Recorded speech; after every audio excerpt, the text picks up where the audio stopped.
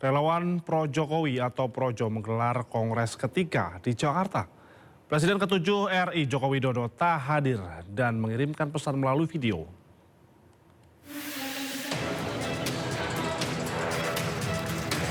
Presiden ke-7 RI Joko Widodo batal menghadiri pembukaan Kongres ketiga Relawan Projo di Jakarta. Dalam kesempatan ini, Jokowi hanya menyampaikan pesan dalam sebuah video. Jokowi menyampaikan salam hangat kepada seluruh relawan Projo. Saya menyampaikan salam hangat untuk seluruh keluarga besar relawan Projo. Terima kasih atas semangat dan dedikasi yang terus dijaga dalam mendukung arah pembangunan bangsa. Mari kita terus bekerja bersama untuk Indonesia yang maju dan berjaya. Terus jaga semangat, jaga persaudaraan, dan terus berbuat untuk rakyat. Ajudan Presiden ke-7 Joko Widodo Kompol Syarif Muhammad Fitriansyah menyebut alasan Jokowi tak hadir karena tim dokter menganjurkan untuk beristirahat dan tidak beraktivitas di luar ruangan. Dalam kongres ketiganya ini, Projo akan melakukan transformasi organisasi. Salah satunya adalah mengganti logo Projo yang selama ini menggunakan wajah Presiden ke-7 Joko Widodo. Sementara untuk nama tetap Projo namun bukan lagi kepanjangan Pro Jokowi.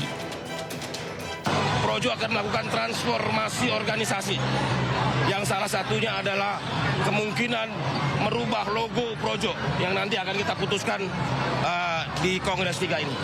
Logo Projo akan kita rubah supaya tidak terkesan kultus individu. Projo itu artinya negeri dan rakyat.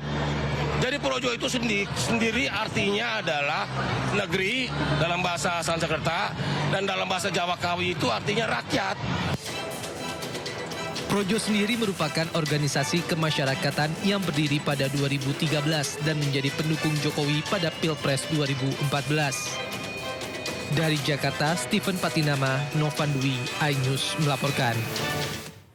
Ketua Umum Relawan Projo Budi Aristiadi mengaku ingin bergabung dengan Partai Gerindra yang dipimpin langsung oleh Presiden Prabowo Subianto.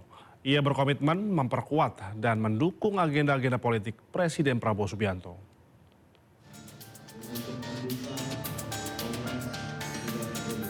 Dalam Kongres ketiga Projo di Jakarta, Ketua Umum Projo Budi Aristiadi menyerukan kepada para relawan untuk memperkuat partai politik yang berada di bawah kepemimpinan Presiden Prabowo Subianto. Kita berharap bisa memperkuat agenda politik Pak Prabowo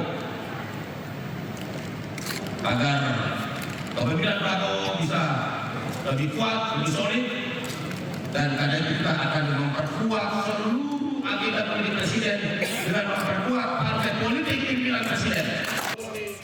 Usai memberi sambutan dalam Kongres, Budi Ari pun menyebut bahwa partai yang dimaksud adalah Partai Gerindra. Kami bertekad untuk memperkuat partai yang dipimpin oleh Presiden Prabowo. Ya.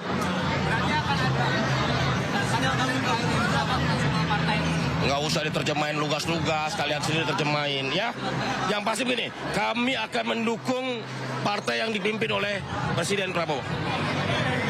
Ya, ya, betul. Iyalah, pasti Gerindra. Pernyataan Budi Aristiadi ini pun ditanggapi positif Ketua Harian Partai Gerindra Sufmi Dasko Ahmad yang hadir dalam Kongres ketiga Projo. Begini, kalau nanti itu saya rela Projo ini dari awal mendukung pemerintahan Prabowo Gibran sebelum malah gitu. Nah sehingga kita apresiasi untuk itu, makanya kita hadir pada hari ini sebagai sahabat Projo. Dalam Kongres ketiga Projo ini akan ada sejumlah transformasi organisasi. Salah satunya mengganti logo Projo yang selama ini menggunakan wajah Presiden ke-7 Joko Widodo. Dari Jakarta, Stephen Patinama, Novan Dwi, iNews melaporkan. Partai Perindo turut memperjuangkan penurunan ambang batas parlemen atau parliamentary threshold yang saat ini diatur dalam Undang-Undang Pemilu sebesar 4%. Hal ini ditunjukkan saat menghadiri acara silaturahmi parpol non-parlemen yang digelar di kawasan Pondok Indah, Jakarta.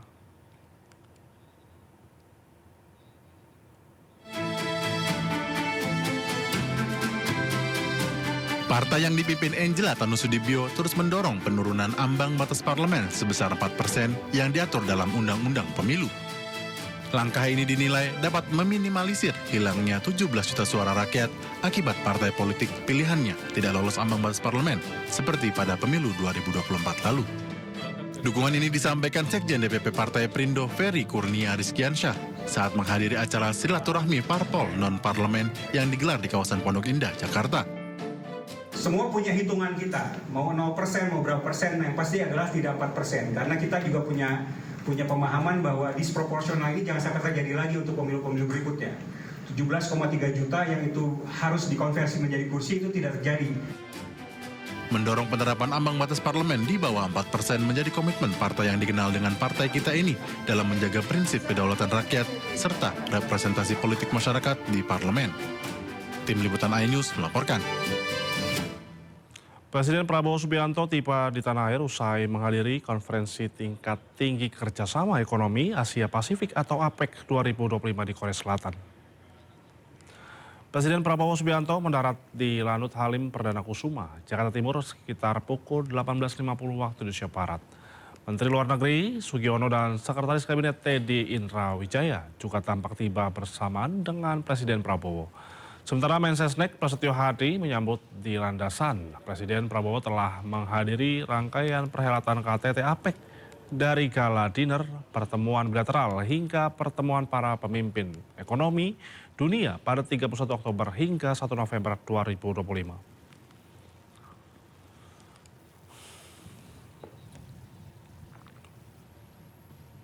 Sebelumnya, Presiden Republik Indonesia Prabowo Subianto menegaskan bahwa pemberdayaan UMKM serta kerjasama multilateral dalam menghadapi kejahatan lintas batas merupakan kunci menuju kawasan Asia Pasifik yang tangguh, adil, dan berkelanjutan.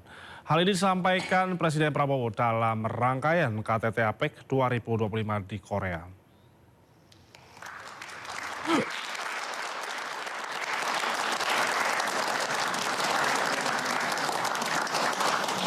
Presiden Prabowo Subianto menghadiri konferensi tingkat tinggi kerjasama ekonomi Asia Pasifik KTT APEC 2025 yang diselenggarakan di Hwalbaek International Convention Center, Gyeongju, Republik Korea pada Jumat 31 Oktober waktu setempat. Kehadiran Presiden Prabowo menegaskan komitmen Indonesia untuk terus berperan aktif dalam mendorong kerjasama ekonomi kawasan Asia Pasifik yang inklusif dan berkelanjutan. Prabowo menyampaikan kolaborasi pemerintah dan swasta harus berorientasi pada ekonomi yang berpusat pada rakyat. Selain itu, ia juga mendorong kerjasama multilateral dalam menghadapi kejahatan lintas batas. Presiden Prabowo menyoroti ancaman serius dari penyelundupan, pencucian uang, perdagangan manusia, dan narkotika yang menurutnya dapat merusak stabilitas ekonomi kawasan jika tidak ditangani bersama. APEC must ensure that the benefits of trade and investment reach everyone so that no economy is left behind. Our public-private collaboration needs to be oriented towards the people-centered cooperation and economy. We must cooperate multilaterally. We cannot overcome these dangers alone. Smuggling, fraud, money laundering, people trafficking, and drugs is a real and present danger for the future of the economies of our countries. Konferensi ini menjadi wadah penting bagi Indonesia untuk memperkuat peran dalam pertumbuhan ekonomi kawasan.